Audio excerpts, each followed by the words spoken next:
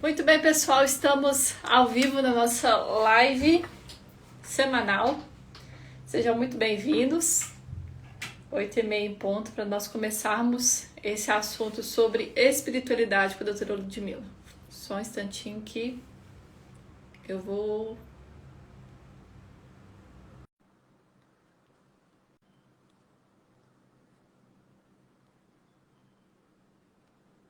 Só o tema aqui. Olá! Ei, doutora Melissa. Tudo bem, doutora Ludmila? Eu tô joia, graças a Deus.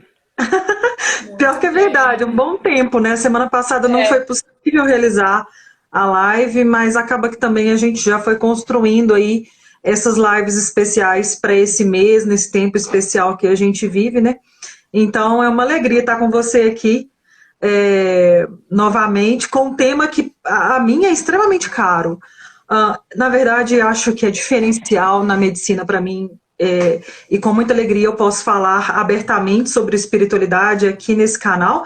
Na verdade, hoje, diante da ciência, a gente pode falar com embasamento científico poderoso sobre espiritualidade. É uma alegria.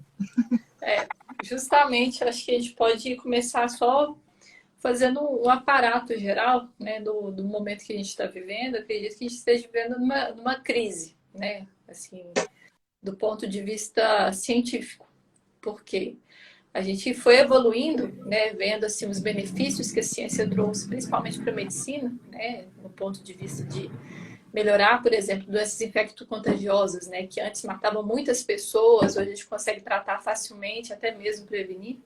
Só que o cientificismo, né, na sua evolução, no seu máximo, né, de conseguir resolver muitos problemas da sociedade, né, no seu auge ele gerou uma crise. Por quê? Ele não contempla todos os escopos, né? Por exemplo, né, agora a gente está começando a ver.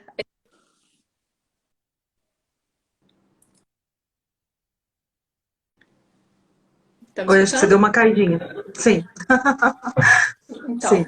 então, assim, vendo esse auge do cientificismo, muitas vezes aquilo que não é contemplado pela medicina acaba sendo uma inverdade, ou tudo aquilo que a medicina fala, por vezes, é tido como uma verdade absoluta, né? E isso a gente está vendo isso O 8 e claramente. 80, um desequilíbrio, né? Justamente. E esse ponto, né, da espiritualidade, né, da alma humana, ele não é um problema a ser resolvido em si, mas é algo que precisa de ser contemplado, que precisa de ser discutido, né? E que perpassa por outras disciplinas tão importantes quanto a medicina, por exemplo, a filosofia, né, a ética, a literatura, a história, que não podem ser vistas só como um ponto assim de curiosidade, né, mas um ponto complementar à medicina. Então, aqui nessa live, a gente vai começar a falar sobre os aspectos até mesmo os biológicos, né, Ludmila? Voltando para essa parte, né, como a ciência enxerga esse olhar da espiritualidade. Mas só para reafirmar para as pessoas que esse é um ponto, né? Esse é um ponto, é um foco de luz que a gente traz, que vai trazer de um tema amplo, né, que pode ser abordado por outras disciplinas tão importantes quanto a medicina. Ok? A ciência é dona de muitas razões, né? Mas não é dona da razão total até o Justamente. momento, né? Isso eu acho que é belo na vida também, né? A gente entender que sabemos bastante, mas não somos onipotentes em relação, Sim, inclusive, à ciência, né? Estamos sim, longe de ser impotentes. Se a gente colocar sim. uma régua, eu sou médica da dor, a gente brinca, a gente usa muito a régua de dor, né? De 0 a 10, onde o homem está numa régua de potência, por exemplo. A gente está longe de ser impotente, mas ainda não somos, e nem deveremos chegar a ser onipotentes. Então, a gente tem que entender a ciência dessa forma também, como uma grande forma de potência do ser humano, que é a ciência, mas ainda não dona de todas as razões e de toda a verdade. Sim. A gente pode alcançar bastante verdades, e acho que a espiritualidade tem sido uma forma de brindar isso na ciência, eu tenho certeza, nos últimos 20 anos. Eu vou tentar trazer para a gente aqui, pessoal, só já colocando, né? é, Alguns podem não me conhecer, o meu nome é Ludmila, e eu sou médica especialista em clínica médica e medicina da dor, e também sou secretária do Comitê de Espiritualidade da Sociedade Brasileira de Estudo da Dor. E digo isso que eu represento também essa sociedade nessa parte do Comitê de Espiritualidade com uma alegria profunda da minha alma, porque é realmente um tema que eu amo estudar. Vou falar coisas assim bastante voltadas à ciência aqui, tá? Mas a gente entende que a princípio o nosso público ele é mais leigo, né? Um público mais de leigos. A gente teve bastante pessoas que se interessaram pelo tema dessa live já também como profissionais de saúde. Porém, nós vamos tentar trazer as duas realidades aqui. Algo que a gente pode trazer importante para os leigos e aos profissionais de saúde a gente vai informando. Depois a gente pode fazer uma coisa especial para profissionais de saúde, sem problemas. Aliás, a gente tem, eu costumo apresentar esse tema algumas vezes em alguns congressos e é uma alegria enorme poder trazer também essa parte de evidências científicas, né, que a gente percebe ter lá a sua grande importância diante dessas situações. Excelente. Mas acho que a gente pode começar a entrar assim já no tema, e eu só queria trazer essa parte, né, que eu represento aí oficialmente também, mas também trazer um pouco, Melissa, de como que eu cheguei nisso, né? Como que eu cheguei nessa coisa da espiritualidade, como que isso veio para mim. Por quê? Bom, primeiro, gente, eu não gostava muito de contar da minha vida, não, tá? E eu preciso de falar para vocês porque isso engloba ciência.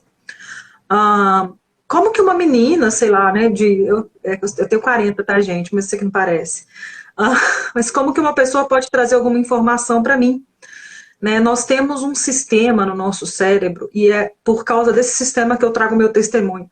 Porque eu sei que o meu testemunho, ele consegue ajudar vocês neurocientificamente, neurologicamente, a entender o que nós vamos trazer aqui. Bom, eu sou uma pessoa que a vida não foi extremamente fácil para mim, não. Na verdade, todos nós sofremos. E essa é uma capacidade belamente humana. Né? A gente tem uma diferença dos outros animais. Nós somos o ápice da criação, ou o ápice do que tem de evolução. Chamem como for adequado para cada um, né? Como for funcional para cada um. Mas nós somos o ápice evolutivo. Nós temos um córtex pré-frontal extremamente maior do que o dos outros seres. Também tem outros mamíferos, como os macacos. A gente compartilha 99% da nossa genética com os chimpanzés, 99,6%.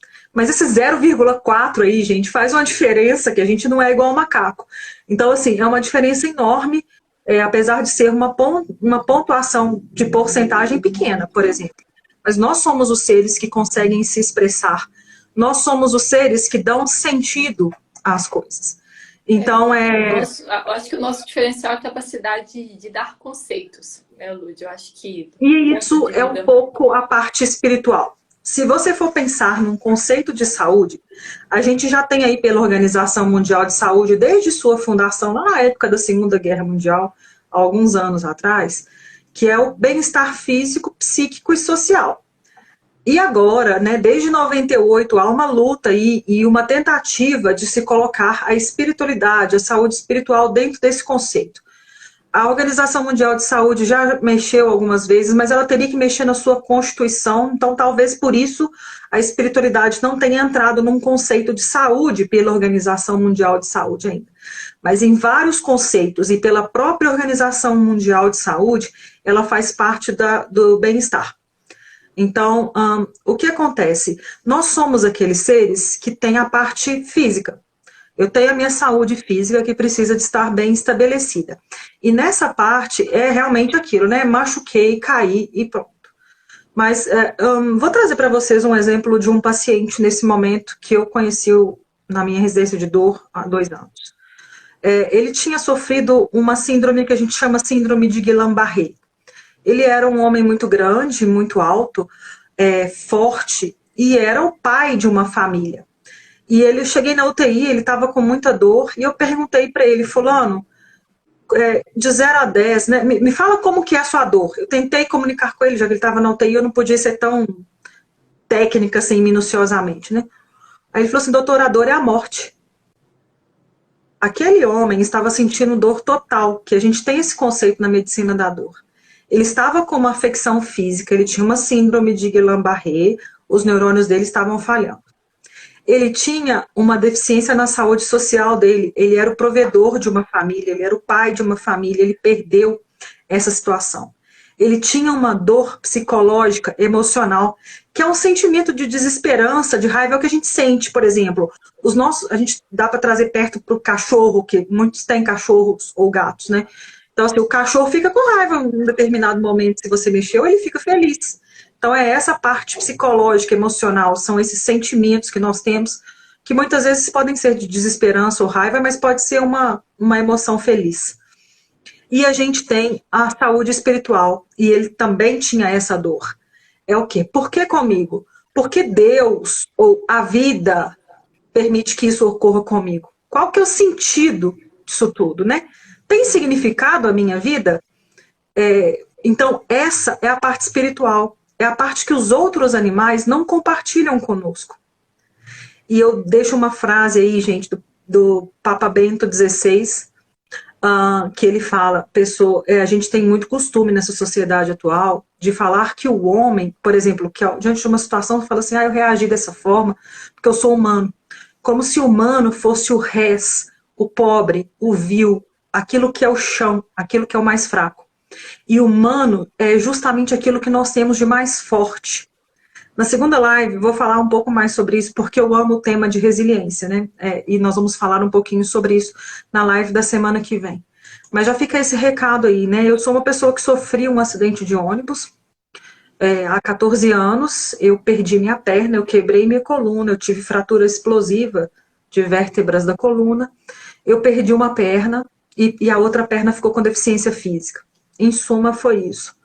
Isso transformou totalmente a minha vida. E eu nunca fui muito de falar sobre isso, até o momento que eu percebi que a minha história poderia ser para outra pessoa um triunfo, um exemplo. E que isso alterava a minha relação até com os meus pacientes. De forma que eu sou uma pessoa que sofreu esse acidente, depois de um ano eu ainda sofri um acidente que foi pior, que eu cheguei, Melissa, numa situação que quando eu vi, a minha mãe faleceu nesse segundo acidente. E quando eu vi que minha mãe tinha traumatismo e que estava morta, eu falei assim, gente, não há como sofrer mais. Essa foi, assim, a sensação que eu tive nesse momento. Não há descrição para esse sofrimento. Porque foram dois sofrimentos muito importantes e em tempos muito próximos. E aí, na hora que eu vi que eu poderia reduzir a minha vida a essas duas situações, ou eu poderia continuar vivendo, como me era uma chance também, e apesar dessas tragédias, transformar essa situação, dar significado para ela, de forma que nesse momento, trazer esse testemunho para vocês, eleva o valor do que eu estou dizendo. Eleva o valor de falar sobre espiritualidade. Porque eu falo isso do alto de uma dor humana que poderia ser assim, poderia ser o fim da minha vida. Eu poderia ter desistido de muitas coisas naquela situação ali, sim. Mas, ao mesmo tempo, eu percebi que eu poderia escolher continuar. Eu sempre faço uma analogia da seguinte forma. Os nossos caminhos, o solo que a gente pisa, ele não depende da gente. Às vezes, o solo é muito infértil e ele é cheio de pedras. Agora, a escolha de cair, tropeçar numa pedra ou usar essa pedra como um trampolim, ela é minha. Então, nós somos donos da nossa história. E por que eu estou falando isso? Eu tenho um amigo, que ele não me conhece, que chama-se Vitor Frankl. Vou falar mais dele na próxima live. Ele é um psiquiatra que ficou durante 3 anos em 4 campos de concentração na Segunda Guerra Mundial. Desenvolveu um tipo de psicoterapia, que a gente chama de logoterapia, que é belíssimo. Posso falar mais sobre isso depois. E ele aprendeu que se ele não assinasse a história dele, o testemunho dele não era elevado. Então ele fala, essas situações de dor e de superação, de resiliência, falaremos sobre esses conceitos depois, elas trazem para a gente uma reação no nosso cérebro. O que acontece? Nós temos uma parte do cérebro que se chama amígdala. E ela é aquela coisinha que todos nós temos, tá? Que nos mantém vivos de certa forma, porque somos os desconfiados. Tentando trazer em miúdos. Quando a gente vê uma pessoa falando, você fala assim, o que essa pessoa pode trazer para mim? Se for sua mãe, seu pai, então, você fala assim, meu Deus, lá vem. Conselho, se fosse bom, a gente vendia. É a amígdala. Só que quando você conta uma história, que você mostra para a pessoa um testemunho, O hipocampo, que é uma outra parte do cérebro, fala assim, amígdala, dá um tempo, pega leve. Talvez o que essa pessoa tenha para dizer pode transformar um pouco a sua vida, pode te trazer algo positivo sim. E aí você passa a escutar. E aí você faz grandes conexões com esse córtex pré-frontal que nós temos. Entende? E essa é a mágica, é a beleza da gente. É o significado, é dar sentido. E isso faz parte do conceito de espiritualidade. Já vou falar qual é o conceito de espiritualidade para vocês já já, mas assim, eu não consigo falar sobre isso sem falar um pouco do meu testemunho. E digo sobre isso também, que nós temos trabalhos científicos sobre comunicação. Por que a Ludmilla às vezes fala bem sobre espiritualidade? Eu amo estudar isso. Cheguei a comentar com a Melissa antes dessa live. Falei, Melissa, para mim é engraçado, porque a minha medicina ela mudou radicalmente. E ela me mudou, me deixou muito bem. De forma que eu não consigo, gente, eu não consigo mais olhar para uma pessoa, só na Covid talvez, ou em alguma emergência, que aí eu preciso de resolver o físico daquela pessoa. Mas numa consulta comum, eu não consigo dissociar a parte física da parte social, espiritual e psicológica. Eu não consigo mais. Baseada em ciência. Isso é belíssimo, sabe? Isso me deu uma liberdade, porque eu também ficava assim, gente, não é possível que esse trem existe. E parei para estudar. E nós temos, sim, muitos artigos. Primeiro, só voltando a esse artigo sobre comunicação, 7% são os slides, as palavras que eu digo. 38% é o meu tom de voz, que vai fixar algo que eu comunico para vocês. Mas 55% é o que eu acredito. Isso está comprovado em trabalhos de comunicação. Então, talvez para mim falar sobre isso ficar algo mais fluido, porque eu amo estudar isso, eu amo encarar o homem como essa potência. Só já trazendo mais um dado. 80% de nós tem capacidade de resiliência. É por isso que a gente colonizou o planeta. É por isso que nós somos as criaturas mais desenvolvidas. Isso tem muito a ver com a nossa espiritualidade. Mas só mais um conceito, Melissa. A gente está falando aqui de uma ciência de fronteira. Todo mundo achava antes que o médico, o enfermeiro, só o psiquiatra talvez e o psicólogo deviam tocar nessa realidade. Vou trazer números para vocês. Todo mundo pensava que antes isso extrapolava o nosso escopo, enquanto médicos e não psiquiatras, talvez, mas enquanto profissionais de saúde, o fisioterapeuta, o educador físico tem um contato muito grande com a pessoa.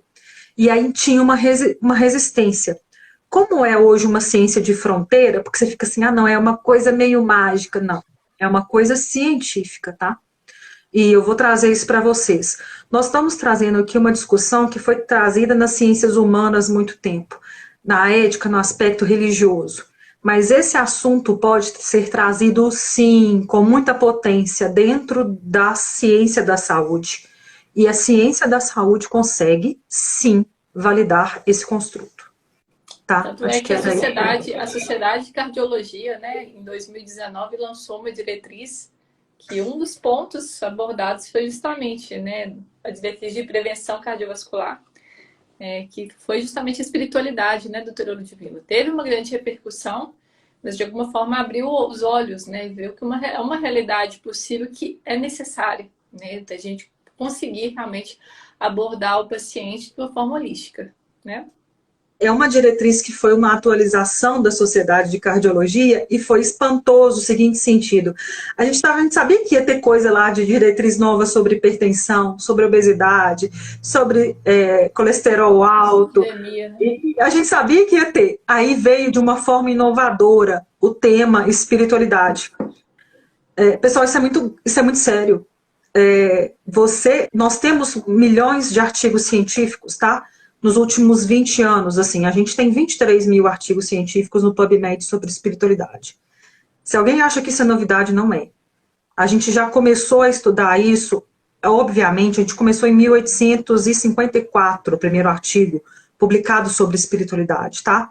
Já são 23.300 artigos hoje que eu olhei no PubMed sobre esse tema. Contudo, 84% é nos últimos 20 anos. E 37% nos últimos 5 anos. É claro que agora a produção é enorme. Então, nos últimos 20 anos, 20 mil artigos desses 23 mil. Porém, já é algo que nós temos estudos da década de 90 importantíssimos. Eu vou falar sobre eles com vocês. Mas vamos lá para a nossa regrinha, assim, né? A gente tem alguns pontos a serem trazidos antes disso. Né? E um ponto agora é como, né, que a gente chegou a essa parte da espiritualidade. Por constatação de necessidade, sim. Houve uma pesquisa que eles pegaram todas as tribos antes de Cristo, antes de Buda, antes de toda qualquer crença, tá? Assim, então, assim, tribos indígenas mesmo, os povos. E foi constatado que quase todos os povos tinham desenvolvido matemática e um exército. Quase todos, quase 100% dos povos. Mas uma coisa que foi observada em 100% dos povos que não tinham contato com outros povos, 100% eles tinham religião em suas culturas. 100%. E isso começou a chamar a atenção. Por que que o ser humano é esse ser que tenta transcender, que tenta sair de si, que percebe que ele mesmo não se basta, que existe um universo. E aqui é importante um outro conceito, tá, Melissa? Religião é uma forma de expressar uma parte de espiritualidade. Não é a mesma coisa, tá? A religião são aqueles dogmas que você acredita, o credo que você professa. Se você tem uma transcendência com uma árvore, né? Se você se conecta com o universo através do céu, de alguma coisa, ou pode ser através de Deus, a maioria de nós, né, brasileiros, pode ser Buda, independente de religião, e pode ser um ateu. O ateu, ele pode não ter uma fé proclamada, mas ele pode ser um ser espirituoso. Ele na verdade, ele é gente, né? Então, assim, ele vai transcender de alguma forma. E isso que é importante. Então, quando foi se ver que a religião estava em todas as culturas, em suas raízes, independente de influência de outras culturas, que o ser humano é o único ser vivo que pratica culto, tá? Que ele pratica um culto que ele transcende. E que o homem é o único ser vivo que domina coisas abstratas. Por exemplo, a gente é o único ser que domina o tempo. A minha cachorra não faz ideia de quantos anos ela tem. Entende? Ela pode até notar que está de noite, tá na hora de comer alguma coisa, mas ela não fala. Reuniões previamente, né? Isso, ela não fala que hoje é dia 8 de dezembro de 2021, que agora são quase 9 horas da noite. Não, isso é impossível. Então, nós somos acostumados a dominar coisas abstratas. A própria matemática, né? Ela é abstrata. E aí foi percebendo que o homem não está preso às leis da matéria. E eu estou lendo um livro que eu já prometo que eu trago para vocês, tá no meu Instagram, assim, é a cientista que curou o próprio cérebro, é a Gilbert Taylor. Ela teve um AVC no hemisfério esquerdo e ela teve essa transcendência ela só conseguia viver na transcendência, na verdade. Porque o hemisfério direito, ela não tinha noção de onde terminava o corpo dela. Para ela era uma coisa só com o universo. É interessante a gente olhar por aí também. A gente está descobrindo o cérebro humano e as capacidades do cérebro agora. E ela é um marco, no sentido que ela era uma neurocientista e que ela entendeu que ela não conseguia fazer a ligação porque para ela não existia telefone. Ela era um ser que se comunicava com o universo, assim, porque ela perdeu o hemisfério esquerdo dela no AVC. Então, a gente não lida necessariamente com a matéria, o ser humano.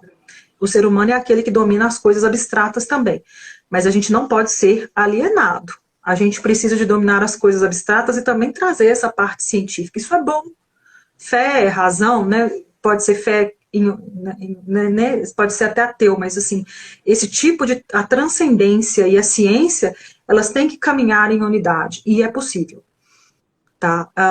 E é engraçado porque os pacientes têm essa queixa. Isso traz em artigos científicos, né? Que eles falam assim que gostariam que os profissionais de saúde abordassem a espiritualidade. E aí o Balboni, que é um grande autor dessa parte de espiritualidade, ele publicou em 2014 que por que o profissional de saúde não abordava isso? Porque não se sentia preparado. 45% dos médicos e 23% dos enfermeiros acreditavam que não era papel deles abordar a espiritualidade.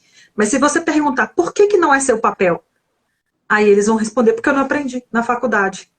E nós precisamos só de 2 horas e meia para formar um profissional capacitado a abordar a espiritualidade. Como um construto científico. É fácil. Eu não vou poder ensinar aqui, assim, porque extrapola um pouco o nosso público-alvo, mas existem questionários. De fato, eu posso trazer para vocês que 96% da população mundial, isso está em artigos científicos, tá? Acreditam em Deus ou num espírito universal. 84% da população tem afiliação religiosa. Então, nós estamos lidando aqui com uma maioria absurda das pessoas que se importa com a sua parte espiritual e que percebe que isso é importante no desenvolvimento de sua vida. Mais um parêntese. O profissional do futuro é aquele que consegue se diferenciar do robô. Porque daqui a pouco o robô vai estar fazendo tudo o que a gente faz. Só que tem uma parte que se chama ser humano, que o robô não vai ter. Então, o profissional do futuro... uma frase no nosso Instagram, né? Ciência sem consciência é a ruína da alma. Né? Então, a gente precisa, né, de saber... esse link, né? Fazer esse e link. Assim, 74% da população acredita e tem confiança no médico, no caso, que aborda a espiritualidade. Eu vou falar uma frase aqui que ela é sim de impacto, mas ela é... Eu gostaria que os profissionais de saúde que estiverem aqui conosco também pensem sobre isso. A American Medical Association colocou que o médico deve igualmente confortar a alma. Isso não é de modo algum uma tarefa só do psiquiatra. É muito simplesmente tarefa de todo médico que pratique sua profissão. E afirmando isso aí, o Viktor Frankl coloca num livro dele que chama Psicoterapia para Outros, uma citação parafraseando um outro médico, um ginecologista, que se chamava Paul Dubois. Olha só, é possível ser médico sem abordar a espiritualidade do seu paciente. Mas entenda que o que te diferencia do veterinário é só a sua clientela. Então, se nós não considerarmos o ser humano como um complexo que ele é, podemos sim ser médicos só considerando a saúde física de alguém. Numa coisa, quando a gente tem um momento aí de uma doença que pode trazer o risco de vida imediato, algo agudo, obviamente nós precisamos olhar naquele momento ali para a coisa física. Mas se você cuida de uma pessoa há mais tempo, trate de cuidar dela como um ser humano. Porque senão você, não reduzindo o veterinário, não é isso. É porque o cachorro, o macaco, ele não tem essa dimensão. Entende? Então o que te diferencia é só a clientela. Tá? Eu acho que é isso que eu tinha para falar sobre isso nesse momento. Muito bem explanado, né, doutora Ludmila? É um assunto que não se esgota. Eu acho que se a gente tivesse, né, 10 mil horas... 15 lives, dá para fazer. Continuar falando, né? Você deu alguns exemplos, eu também tenho exemplos na minha prática clínica. E a gente vê realmente, né, quando a gente aborda esse tema, né, quando a gente acolhe o paciente na sua espiritualidade, de alguma forma, como foi relatado aí nos estudos, ele fica mais confiante, né? Ele aceita mais o tratamento. Às vezes ele até entende o processo, né, que ele está vivendo, que a gente está lidando com pessoas em sofrimento, né? Não tem jeito. Já que você tocou nesse assunto, eu vou te trazer artigos de 1990, da década de 90, que são artigos poderosos, tá? Que mostram que abordar a espiritualidade reduz em 23% mortalidade. A gente chama isso na medicina de desfecho duro. É você diminuir mortalidade, tá? Em pessoas de 21 a 61 anos. Diminui índice de hipertensão, é fator de prevenção de depressão, especialmente, na verdade, tem mais estudos em pessoas com câncer, tá? Mas é fator de prevenção de depressão. Os médicos que abordam isso, seus pacientes têm menor uso de álcool e drogas, tá? Tem uma melhora imunológica importante, reduz divórcio, melhora a satisfação sexual e matrimonial, aumenta a felicidade e bem-estar psicológico. O único contraindicação de se trabalhar a espiritualidade é que, geralmente, os pacientes que lidam com essa parte, que tem essa parte abordada, eles costumam ter um pouco mais de sobrepeso. Mas sim, são muitas evidências científicas de benefícios importantes com desfecho de mortalidade alterado em pessoas que tratam assim também da saúde espiritual. Só finalizando então a nossa live, né? Ao tocar numa alma humana, seja apenas, né, outra alma humana. Eu acho que a gente consegue fechar assim essa live de hoje. Gente, eu tinha 1000 coisas para falar para vocês. Nós já estamos com meia hora de live e eu não falei nem a metade do que eu tinha para dizer, tá?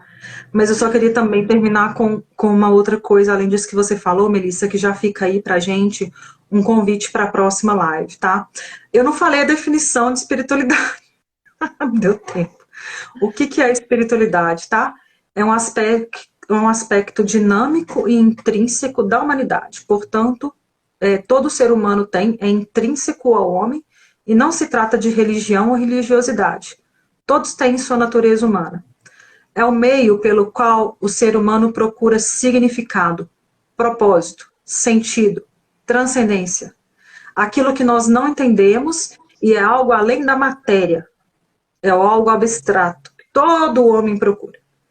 Em que nós procuramos um sentido final e nas relações entre nós mesmos e experimentos com a nossa família e com a nossa comunidade, com a sociedade. Tá? Então, é essa a definição de espiritualidade. E como um convite já para a próxima live, acho que a gente vai poder fazer mega aulas em relação a isso também, no momento próximo aí, é que a gente vai falar então sobre alguns pilares que a gente trabalha que podem trazer fortalecimento de espiritualidade no ser humano. A live da semana que vem, então, nós vamos abordar perdão, a gratidão, o auto-perdão, o altruísmo e a resiliência, que são 5 pilares que a própria Sociedade de Cardio também já traz para a gente nessa diretriz, mas que a gente usa muito na Sociedade de Dor e que nós temos muito artigo científico trazendo aí as melhorias na saúde que nós temos quando a gente aborda isso aí. Tá? Excelente. 2 minutos, eu queria só falar uma coisa que eu acho bonitinha, posso? Pode. Tem uma pesquisa sobre felicidade, um trabalho fenomenal, de uma autora que se chama Sonja Lyubomirsky. É um trabalho que foi publicado por Harvard em 2007. Ela não ganhou o prêmio Nobel, ela ganhou um prêmio que tem o valor financeiro de um prêmio Nobel, inclusive de $1 milhão nessa época com esse trabalho. A gente consegue demonstrar que 10% da nossa felicidade é o quanto a gente ganha. Que carro que você tem, que casa você tem, se a sua grama é mais verde que a do seu vizinho. É aquilo que a gente culturalmente, desde a nossa infância, somos trazidos, né? Você tem que trabalhar, você tem que, né? Que a gente tem numa informação já de infância mesmo, da nossa formação humana, né? A gente é condicionado. Trabalhe para você ganhar dinheiro, para você gastar o dinheiro, para você ser alguém na vida. Isso garante 10% da sua felicidade. 50% da sua felicidade envolve a sua história. 25% é a sua genética e 25% é a forma como você foi criado. Isso é um pouquinho, esse 50% é difícil a gente mudar, mas é possível com a postura de um ser humano você mudar até, por exemplo, os genes que você vai expressar de acordo com o sentimento que você tem. Tipo, eu estou feliz, eu vou expressar mais proteínas, mais hormônios de felicidade. Isso pode alterar o meu córtex pré-frontal, a gente tem trabalho sobre isso. Aumenta a massa cinzenta, aumenta a massa branca, mas entendam que é um trabalho um pouquinho demorado. Então tá, 10% é o meu dinheiro, 50% é a minha história, genética e a minha história mesmo, o meu passado. Ok? 40% da felicidade implica em decisão. Então, a felicidade aí, ela já deixa de ser um sentimento. É uma decisão. Ela tem que se tornar um hábito. E ela tem que ser cultivada.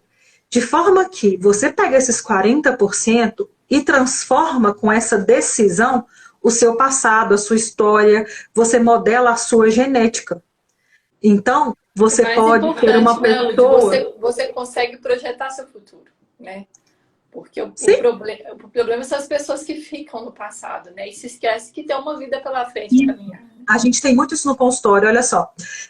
Meu pai não foi um bom pai, meus pais se separaram, divorciaram, eu tive um problema de conflito familiar na minha casa, ou o paciente que tem a mesma situação e pensa assim, meus pais não foram bons pais. Teve muito conflito, muita coisa, mas eles fizeram o melhor que eles puderam. Eu entendo que, mesmo eles não sendo tão bons, eram melhor. Olha a diferença de resposta. Não, uma frase, né, que uma pessoa falou com a outra, eu escutei, achei isso fantástico, assim. O meu pai me abandonou, meu pai não cuidou de mim, meu pai... Aí ele falou assim, mas uma coisa ele fez por você, né? Deu a vida, né? Se não fosse ele, você não estaria vivo, né?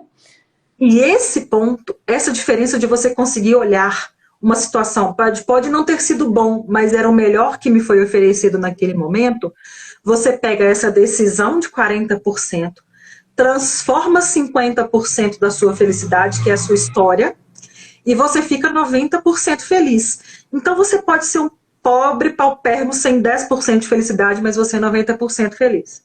Quem nunca viu uma pessoa pobre E o financeiramente grande feliz? ponto, né, Lud? O grande ponto é porque essa pessoa está viva. Eu acho que essa Sim. é a grande beleza, né? Transformar. Assim, e foi mais ou menos o que eu, fechando a nossa live aí, o que eu falei no começo. A minha situação, na hora que eu encarei a morte da minha mãe naquele momento, eu falei assim, não tem como sofrer mais que isso. Entende? Eu perco a perna, eu quebro a coluna em 3 lugares, eu não consigo andar, não consigo me mexer, minha mãe morre. Entende? Tipo, na hora que eu vi aquilo, o meu pensamento primeiro foi, não tem descrição esse sofrimento. Não tem descrição. Só que aí eu pensei, Ludmila, peraí, não tem ninguém te condenando a não seguir, a não viver, a, apesar dessas situações, aprender, como o Viktor Frankl diria, a transformar a tragédia num triunfo. Quem pode isso é o homem. É o ser humano só que pode fazer isso. E aí eu aprendi a sofrer essa situação, mas também não rachar a minha vida diante disso. Eu fico envergada com o sofrimento, mas eu volto como um bambu ao meu estado normal em certas formas. E poder oferecer ao meu paciente, de certa forma, o meu sofrimento como uma base para que ele também melhore, isso faz todo sentido. O diferencial na terapêutica, Lud, independente de qual área que a gente for, né? Não é só o medicamento, a gente saber o conhecimento, mas é a personalidade do terapeuta. E isso eu vejo claramente, que realmente é o determinante para a gente ver o sucesso dos nossos pacientes, né? O resultado do nosso tratamento. Hoje, daqui a pouco, com a ciência, com as tecnologias, qual é a diferença de um médico para um robô? Sim. Então fica aí essa pergunta, tá? Perguntaram aí se vai ficar gravado. A Melissa, grava aí. Vai ficar gravado aí. E a semana que vem nós vamos falar sobre esses 5 pilares que podem trazer um fortalecimento para a espiritualidade das pessoas, né? Isso, de forma Como prática, né, Lud? Que a gente está precisando muito nesses dias. Ok, então, gente, fiquei combinado a segunda live e a terceira live também, antes do Natal, aí, tentando trazer essa parte para vocês. Foi um grande prazer. Muito obrigada a todos que estão conosco aí, viu? Um abraço. Prazer enorme. Fica com Deus. Obrigada, pessoal. Tchauzinho. Tchau.